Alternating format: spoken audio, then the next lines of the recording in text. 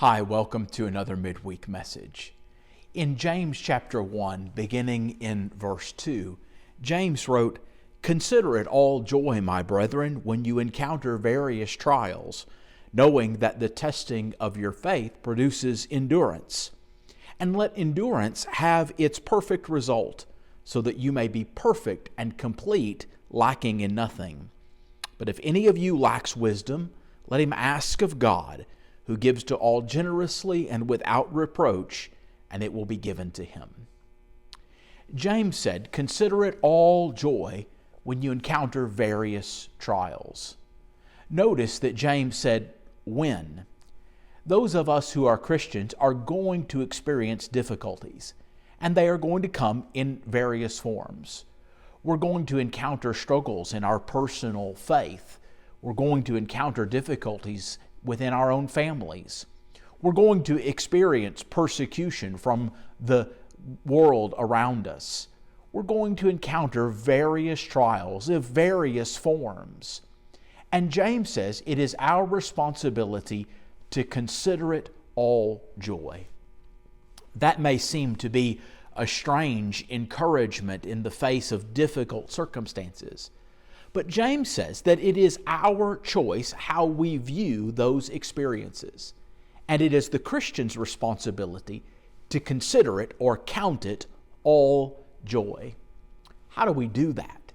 How do we turn lemons into lemonade? How do we take difficult things and instead experience joy?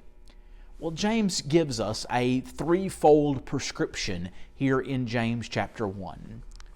First, he says, knowing that the testing of your faith produces endurance.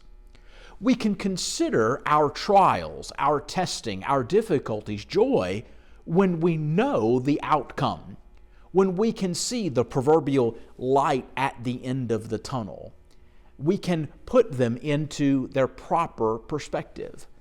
The trying or testing of our faith produces patience, endurance, the ability to bear up under pressure. Just as gold is refined by fire, just as an athlete is trained by their practice, so it is with our trials, with our sufferings of various kinds. Our faith is not strengthened, our endurance is not built when everything is going smoothly. Our endurance, our ability to bear up under pressure, only comes when we experience pressure. We can consider or count our trials joy based on what we know of endurance. Second, he tells us in the next verse that we must let endurance have its perfect work, so that we will be perfect and complete, lacking nothing. Spiritual maturity requires that we let endurance build endurance. It requires that we allow things to have their time, to have their effect on us. Sometimes we want to push through trials, difficulties, just as quickly as we possibly can. But there may be a place for trials to run their course, to allow endurance to be developed, and to let endurance then have its perfect work, its maturing effect on our spiritual lives. Third, James says, if we lack wisdom, let him ask of God, who gives generously.